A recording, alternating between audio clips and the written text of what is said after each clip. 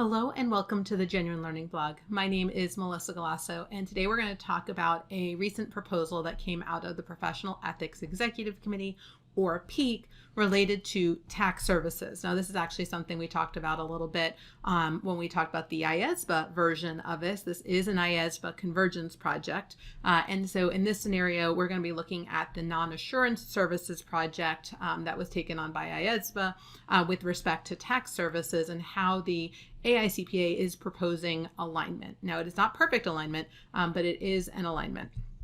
So this was issued on June 10th, and it is around tax services. And the concept here is that there is a potential advocacy threat when we're doing certain tax work that can impact our ability to be independent. And so within the tax services rules, what they're looking for are really some types of tax planning and other tax advisory services. And so obviously from a public interest perspective, trying to ensure that we don't have that advocacy threat when we're acting on behalf of our clients. And so is this something that we would see as inconsistent with the role of an independent CPA?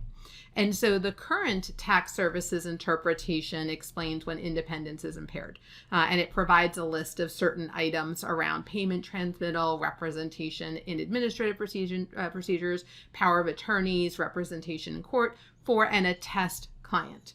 However, there is no specific guidance right now around independence for tax advisory or tax planning services. And there was the concept of just putting this in with other advisory services. And then they said, you know what, having something specific to tax would be more appropriate. So instead of putting it with sort of the consulting work generic, they decided to keep it in the tax area. So obviously, when we are providing tax services to an attest client, we have self-review, manager participation, and potentially advocacy threats that may be out there, and they are trying to ensure that we are considering this. Now, this is not exactly a 100% alignment because the PEEC proposal does differ from the IESBA code with respect to this applying to all attest engagements, not just financial statement audits and reviews. PEEC felt that the threat could be present in any attest engagement, and so is going to apply it across the board. IESBA is a little bit narrower here. So what are some of the things that they're looking at? So tax advisory and planning services involve providing an attest client or advising a attest client on how to structure its affairs in a tax efficient manner, or advising on the application of tax law regulation. And so providing tax advisory or tax planning services will not create a self-review threat or advocacy threat if it's supported by tax authority or precedent, or based on established practice that is commonly used and not been challenged by a relevant tax authority. So sort of like GAAP, right? When we advise on GAAP, right, we're telling them how to follow the rules. So if we're using it to follow the rules, then we're not going to have a problem. It's when we are leaving those rules area. And so they go into a lot of depth into how these types of services can impair independence and can create threats to independence when we are not following the rules per se.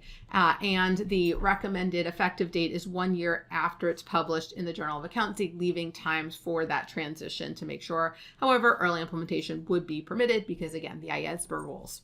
So comments are due by September 10th of 2024. I do think this is an interesting area for those who provide tax services to attest clients. I think they're going to get a lot of interest in this because the tax advisory is obviously a very big portion of what we do for tax clients. So it's not just the compliance work, right, the completing of a tax return, but it's the advisory that most people really value. Similar to an audit, is the advisory work that's provided, not always the compliance itself. That is what's valued by customers. And so I think this is going to be an interesting one, and I can see both sides of it. I understand why the AICPA is going down this path. I can also understand why some people are potentially concerned about limiting their ability to do this work.